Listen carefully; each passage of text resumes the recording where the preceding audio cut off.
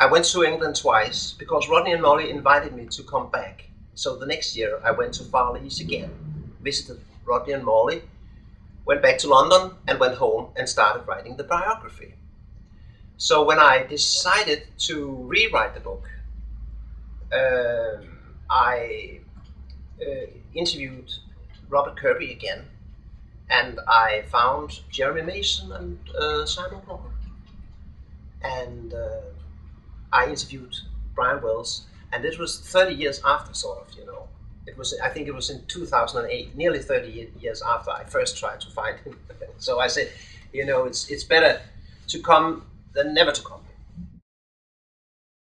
The funny thing is that the friends I met, Robert Kirby, Brian Wells, Jeremy Mason, Simon Crocker, all seem to sort of say the same as Rodney and Molly says, that you know, it's the same sort of story you get about this basically happy guy when he's young, in his childhood, when he's, I mean, in Cambridge, in Marlborough, he was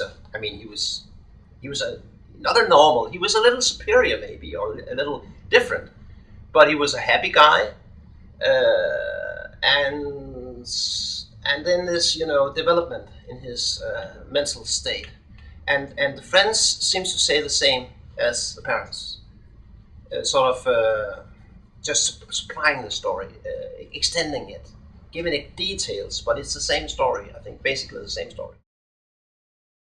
Nick wrote songs, that was his language, that was the way he sort of communicated to the world. And I think it helped him. It helped him, and I mean, it was great to him to write these songs, because I mean, he was not a man of many words, but when he wrote songs, he sort of got through, you know. So I think it helped him a lot, and it was a disaster when, you know, he didn't came through with this. So why do I think that Nick Drake didn't succeed? Well,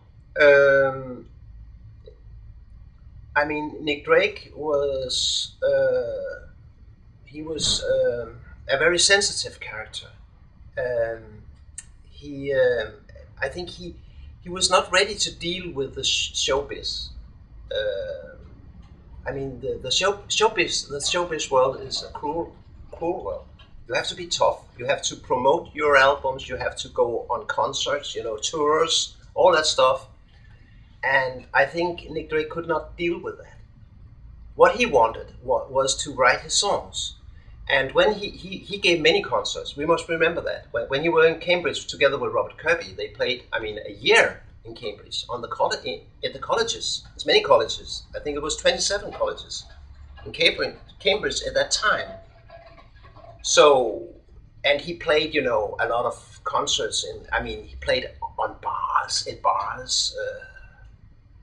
everywhere. And in the beginning, it was fine. But his songs got more and more complicated, and he had to retune his guitar. And while he did that on stage, people started, you know, they went to the bar, bought beers, started talking, and Nick got very annoyed about that. And he sort of lost his concentration, and he got sort of angry at the audience. And you must never be angry at the audience. You know all about that. So, I mean, and he came to the point where he stopped, giving concerts. He just walked off the stage. I think it was 1970, you know. And he never played again to an audience. So on the one hand, he wanted to be a big star, a famous, and, you know, all the stuff that follows along, you know, with being a great songwriter. But on the other hand, he couldn't deal with the business. And that was a very uncomfortable situation to be in, I think. I think it would have meant a great deal to him if he was acknowledged, you know, if he got through with his songs. I think that would have made a difference, definitely.